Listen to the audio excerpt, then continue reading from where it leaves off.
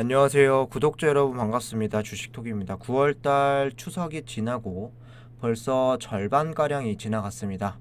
두산 에너빌리티 9월 들어와서 2주 동안 13% 이상 빼면서 현재 17,600원대를 유지하고 있는데요. 남은 기간 동안에는 바닥을 잡고 시장 반등이라던가 기술적 반등이라도 좀 나오길 기다려 봐야겠습니다. 하루하루 일일비 하면 이 종목은 더 버티기 힘드실 수 있습니다. 내릴 만큼 어느 정도 내렸기 때문에 이제는 반등할 수 있다는 기대감도 좀 가지시고 추세 전환에 중점을 두고 보셔야 할 것 같습니다. 금일은 이번 주 차트 흐름이나 수급 현황 되짚어보는 시간 가져보도록 하겠습니다. 주말 동안에는 너무 스트레스 받지 마시고 리프레시 하셨으면 좋겠습니다. 구독과 좋아요 한 번씩 눌러주시고 소통하는 방송인 만큼 궁금한 점 있다면 댓글 달아주시면 되겠습니다. 주식톡 유튜브 채널은 유한타증권사와 제휴를 맺고 있고 유한타만 사용해 주시면 무료방 초대해드리고 있습니다. 작년 7월부터 1년이 넘는 기간 동안에 무료로 도와드리고 있는데요. 매일매일 두산 에너빌리티 실시간 대응이라던가 또 종목 추천, 시장 상황, 매매에 도움되는 정보들을 올려드리고 있습니다. 최근은 시장 상황을 고려해서 신규 종목은 최대한 좀 자제하고 보수적인 관점에서 바라보고 있는데요. 주식은 팔알이 인내라는 말이 있죠. 적극적으로 매매해야 할 때와 그리고 쉬어가야 할 때 타이밍을 잘 보는 것도 중요할 수 있습니다. 두산 에너빌리티 앞으로 좀 대응 같이 하실 분들이나 안정적으로 수익 보고 싶으신 분들은 부담 갖지 마시고 무료 정보방 참여 요청해 주시면 되겠습니다. 참여 요청은 여기 번호로 문의 남겨주시면 되겠습니다. 그럼 구독, 좋아요 눌러주셨으면 영상 시작을 해볼게요. 먼저 시장 흐름 체크해 보도록 하겠습니다. 금일은 시초부터 양지수 밀리면서 시작이 되었습니다. 초반에 살짝 반등하는 모습도 있었으나 고점이 플러스를 한 번도 밟아보지 못하면서 마이너스권에서 계속 좀 머물렀다 보시면 되겠습니다. 코스피 같은 경우는 오늘 0.79%, 코스닥은 1.45% 모두 하락으로 마무리가 되었고 연준의 공격적인 금리 인상 기조를 재확인하면서 미 증시가 또 하락한 부분이 오늘 우리 증시에도 부담감을 좀 안겨주었습니다. 원달러 환율도 연 고점인 1399원을 경신을 하면서 또 출발을 했고 장중에 1390원대를 벗어나지 못했는데요. 막판 통화 스와프 관련 속보도 뜨고 1388원으로 좀 마무리가 되었습니다. 외인들도 막판 좀 환율이 좀 내려오면서 매도폭을 좀 줄여 나갔는데요. 코스피 같은 경우는 외인이 2천억 가까이 매도세를 늘려가다가 460억까지 좀 줄였고 막판 지수 회복을 좀 이끌어냈습니다. 다만 기간이 4천억 넘게 나갔고 코스닥 같은 경우는 외인과 기관 모두 동반 이탈이 되면서 역시나 또 쉽지 않은 하루가 되었던 것 같습니다. 다음 주 21일 FOMC가 있는데 여기서 금리 인상을 75bp로 올릴 수 있는 가능성이 높고 이런 일정들을 좀 소화하게 되면 불확실성 해소, 시장에도 좀 긍정적인 변화 기대해 볼 수 있을 것 같습니다. 일단 환율도 우선적으로 잡혀야 좀 수급들도 원활하게 좀 들어올 수 있기 때문에 이때까지는 좀 변동성이 클 수 있다는 점 유의하시면서 투자하시면 될 것 같습니다. 이어서 두산 에너빌리티 어제 5시가 좀 넘어서 공시가 하나 나왔습니다.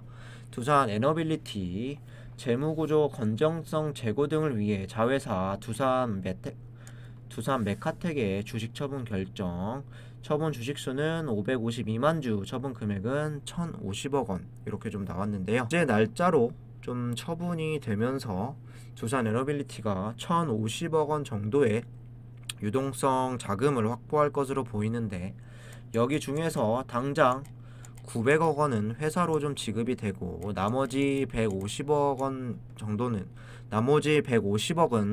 3회에 걸쳐서 내년 4월 말쯤 분할 지급이 된다는 부분입니다. 처분 목적으로는 친환경 에너지 중심의 사업구조 개편의 가속화 그리고 재무구조 건전성 제고로 좀 보시면 되겠고 최근 들어서 두산도 두산에너빌리티 지분을 블록딜로 처분하고 새로운 사업에 투자하고 좀 변화를 모색하고 있는데요. 정리할 건 정리하고 앞으로 좀 집중할 곳에 투자가 잘 되었으면 하는 바람입니다. 다만 주가 움직임은 공시 이후에 두산이 그랬던 것처럼 상승으로의 변화는 없었고 지수 변화에 따라서 좀 동조화되는 오는 모습을 보여주었습니다. 여기 보시면 원전 관련주들이 대부분 좀 3%에서 크게는 6%까지도 조정 국면이 이제 발생했는데 그래도 두산 에너빌리티는 1% 내외로 빠지면서 서서히 이 구간에서 좀 자리를 잡아가고 있다 이해해 주시면 좋을 것 같습니다. 이어서 매매 동향 보도록 하겠습니다. 매일매일 외인들의 매수세를 좀 기다리실 것 같은데요. 전혀 빨간불이 들어와 주지 않고 있습니다. 외인은 오늘도 51만 주 순매도, 기관도 37만 주나 던졌죠. 프로그램도 51만 주 순매도가 되었고 외국계에서도 47만 주 물량을 털었습니다. 여기 보시면 모간서울이 다시 물량을 털어내었는데 9월 1일자부터 어제자까지 모간서울은 하루도 쉬지 않고 이렇게 좀 많은 물량들을 쏟아냈고 오늘 같은 경우도 47만 주 이렇게 좀 던졌습니다. 12일 연속 또 외국계는 모간서울로 인해서 좀 계속 이탈을 하고 있는 상황인데요. 외인도 오늘까지 10일 연속 매도세로 약 1488만 주 가량을 좀 나가면서 1488만 주 나가면서 블록딜 이후에 좀 매수로 잡혔던 1570만 주에 거의 근접을 했죠.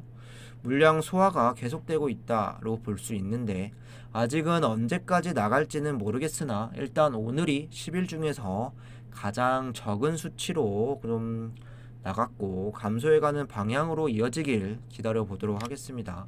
기관 같은 경우는 오늘 37만 주 이탈이 되었는데요. 그 지분은 금융투자가 또 30만 주 던졌고 그리고 연기금이 3만 7천 주 가량 또 나가면서 이 두 투자자가 3일 연속 순매도세를 보여주고 있습니다. 외인 같은 경우는 계속해서 매도세를 유지하고 기관도 9월달 들어와서는 좀 매도 우위 그리고 개인들만 좀 집중적으로 매수하는 수급만 보더라도 지금의 안 좋은 상황을 계속 말해주는 것 같습니다. 어쨌든 외국계에서도 모간서울의 매도세가 좀 멈추고 외인과 그리고 기관이 매수세를 잡고 개인이 그 물량들을 다시 팔고 나가는 이런 그림들이 나와야 확실하게 바닥을 다지고 추세상 반등을 좀 기다려 볼 수 있을 것 같습니다. 이어서 공매도 보시면 8%로 37만 주가량 던졌습니다. 최근에 공매도가 다시 6%, 12%, 8%까지 활발해지는 편이나 주가로 본다면 막 그렇게 큰 하락은 나오지 않고 있다는 점 그나마 다행스러운 부분으로 볼 수 있고 공매 잔고나 그리고 대차 거래도 다시 소폭 증가세에 놓여 있는데 공매라던가 그리고 대차 수급들의 변화에 따라서 주가가 바닥권에서 얼마나 좀 반응을 해주는지가 앞으로 중요한 포인트가 되겠습니다. 수급은 이 정도만 보시고 이어서 차트 흐름 보도록 하겠습니다. 먼저 오늘 분봉을 보시면 지수와 좀 비슷하게 움직였습니다. 장 초반 개파락 출발 이후에 좀 약 반등하는 이런 모습을 보여주기도 했는데 그 이후에 추가적인 상승세는 없었고 쭉 이렇게 밀리는 모습을 이어갔습니다. 그러다 막판에 동시호가에서 또 거래량이 50만 주 넘게 늘어나면서 0.86% 정도 상승을 이제 했는데요. 크게 의미를 부여하실 필요는 없을 것 같습니다. 이전에도 동시호가에 2%, 3% 크게 올라간 적도 있었지만 그 다음 거래일에서 이렇다 할 별 움직임은 없었던 게 대부분이었고 오늘 같은 경우는 코스피 지수도 동시호가 때 쭉 올렸기 때문에 이 종목도 같이 좀 동조화되지 않았나 이해하시면 좋을 것 같습니다. 현재 좀 시간에 같은 경우도 0.28% 좀 빠지면서 뭐 동시효과에 이렇게 상승한 부분이 호재에 대한 부분은 아닌 걸로 좀 보시면 될 것 같습니다. 다시 일봉으로 가서 보겠습니다. 이번 주 시작인 화요일이죠. 종가는 17,900원이었고 오늘의 종가는 이렇게 17,600원이었습니다. 뭐 사실 갭 차이가 300원 밖에 차이가 나지 않는데요. 뭐 캔들을 조금 더 크게 보시면은 윗꼬리도 달리고 뭐 아랫꼬리도 달리면서 변동성은 좀 있었고, 그래도 이쪽 구간은 이번 주 좀 사수하려는 이런 움직임도 있었다 보시면 될 것 같습니다. 거래량 같은 경우도 이번 주를 좀 보시면 500만대를 좀 평균적으로 유지를 하면서 뭐 이전보다는 좀 거래량이 좀 감소세를 이제 찾았고, 이 박스권에서 계속 움직임 가져가고 있다고 보시면 될 것 같습니다. 현 상황에서 빠르게 반등 추세를 이렇게 뭐 19,000원대, 20,000원대까지 타지 못할 거라면 옆으로 좀 움직이면서 좀 이런 기회를 엿보는 것도 필요한 흐름이라고 저는 생각을 합니다. 오늘 무료 정보방에서는 17,400원에서 17,500원 추가 매수 신호를 좀 드렸고 자율적으로 아마 진행하셨을 겁니다. 이렇게 좀 주가가 떨어져 있을 때 담아 두시면 다시 상승 탄력 추세 기다려 보시면서 좀 대응 이어나가시면 좋을 것 같습니다. 마지막으로 기사 보면서 마무리하도록 할게요. 천연가스 1년 새 224% 폭등, 산업부 연료 대체 확대, 원전 최대 운전할 것이다 이야기 나왔습니다. 산통부는 16일 에너지정책 자문위원회 1차회를 갖고 글로벌 에너지 수급 위기 대응을 논의했다고 밝혔다.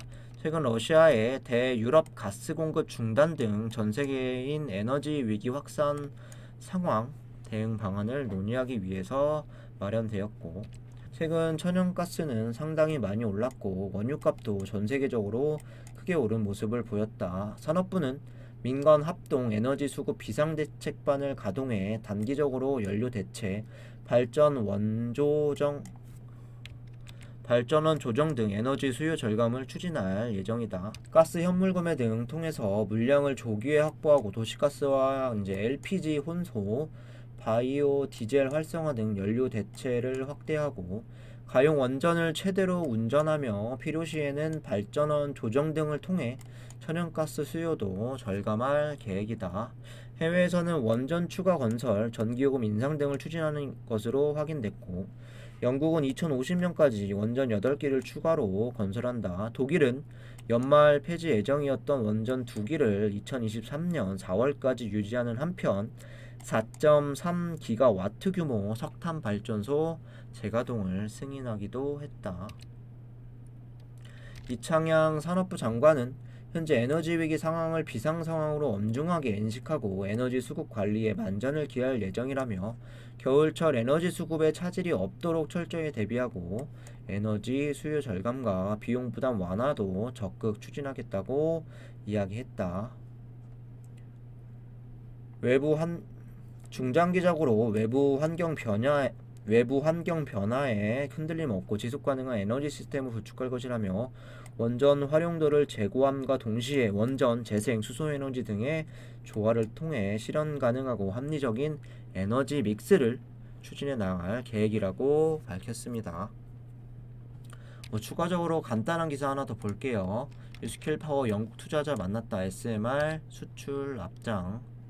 미국 유스케일 파워가 영국 투자자들을 만나 소형 모듈 SMR 기술을 알렸다. 탄소 중립과 러시아발 에너지 대란에 대응해 대규모 신규 원전 사업을 추진하고 있는 영국에서 SMR 공급을 모색했다. 유료 기사라서 뭐 간단하게만 이렇게 좀 나와 있는데요. 하반기에는 또 유스케일 파워발 SMR 기자재 또 초도기 공급 소식이 좀 뜰 예정인데, 현재 9월이 좀 절반이 지났고 하반기가 한 3개월 정도밖에 남지 않았습니다. SMR 같은 경우도 계속해서 도입하는 국가들이 뭐 유럽뿐만 아니라 뭐 아시아, 뭐 아프리카 각지에서 좀 늘어나고 있는데, 가장 빠르게 상용화 될 수 있는 회사가 또 유스케일 파워로 알려져 있죠. 그리고 여기에 가장 든든한 지원자 파트너사가 두산 에너빌리티라고 보시면 되겠습니다. 여기에 겨울철 전력난 그리고 에너지난이 심해지면 원전은 계속 확대하고 원전은 계속 가동을 해야 하고 중력성은 계속 커질 수밖에 없습니다. 지금은 좀 많이 주가가 힘들지만 이미 엎질러진 이런 상황, 손절이 아니라면 이러한 기대감을 계속 가지고 기다려 볼 수밖에는 없습니다. 좀 힘내셨으면 좋겠습니다. 이상으로 영상 마무리하도록 하겠습니다. 구독과 좋아요 한 번씩 부탁드리고 무료 텔레그램방 들어오셔서 두산 에너빌리티 같이 대응하고 싶으신 분들, 앞으로 좀 꾸준하게 수익 보고 싶으신 분들은 유안타 증권사만 사용하면 계속 무료라고 설명드렸습니다. 관심 있으신 분들은 여기 번호로 문의 남겨주시면 되겠습니다. 감사합니다.